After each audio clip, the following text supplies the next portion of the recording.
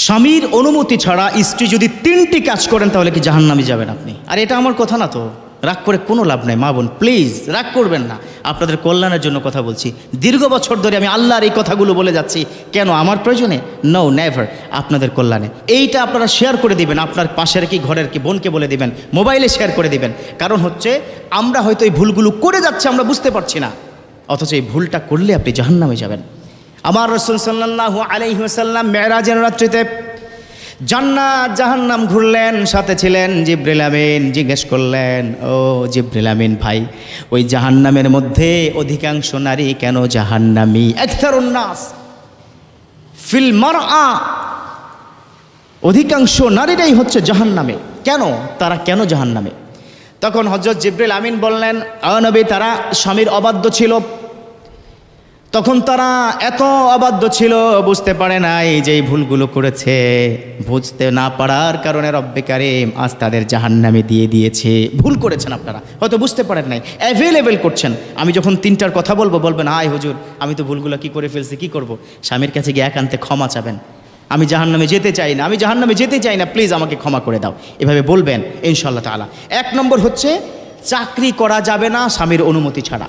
এই তো এখন রাগ করেছে আমাদের দেশের অনেকে, এখন রাগ করবে, হুজুর ফাইজলামি পাইছেন, চাকরি করব না কেন?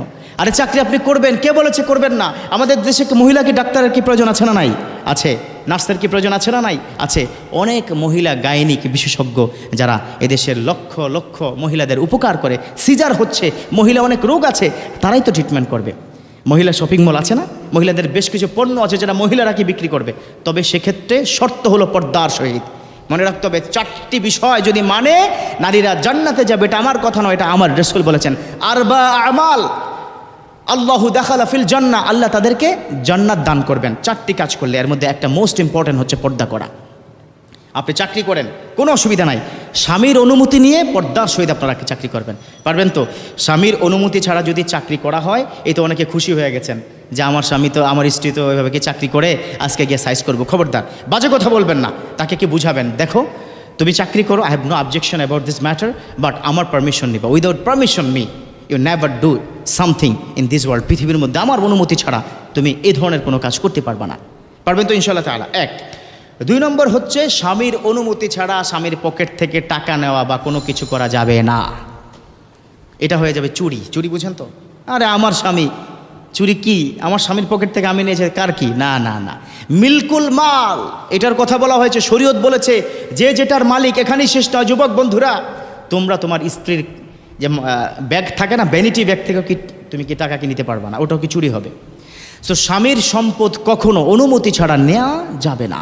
স্বামীর সম্পদ কখনো অনুমতি ছাড়া বাবার বাড়িতে যাওয়া যাবে না, নেওয়া যাবে না। এটা চূড়ান্ত কথা।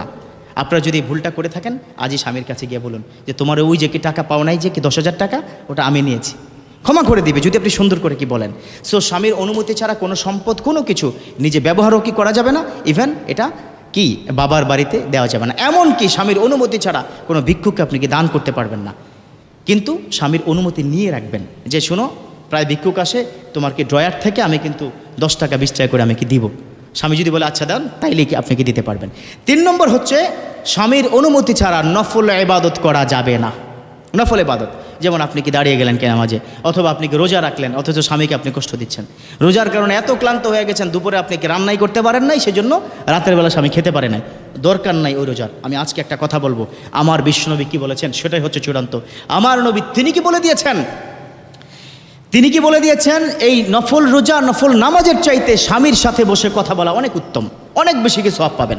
সো এখানে কি যারা আছেন, আপনারা গিয়ে মা বোনদেরকে বুঝিয়ে বলবেন যে তোমরা নফল কোনো ইবাদত যদি করতে হয়, আমার উপর যেন ইফেক্ট না পড়ে। আমি আসলাম কি ঘরে, তুমি কি রোজা রাখছো, তুমি কি বিছানার মধ্যে শুয়ে আছো, অসুস্থ হয়ে গেছো, এটা তো হতে পারে না। সো আজ থেকে 3টি কাজ আপনারা বন্ধ করে দিন প্লিজ। 3টি কাজ যদি করে থাকেন, মা বোন আপনাদেরকে বলছে বন্ধ করে দিন, আল্লাহ পাক আপনাদের ক্ষমা করে জান্নাত দান করবে।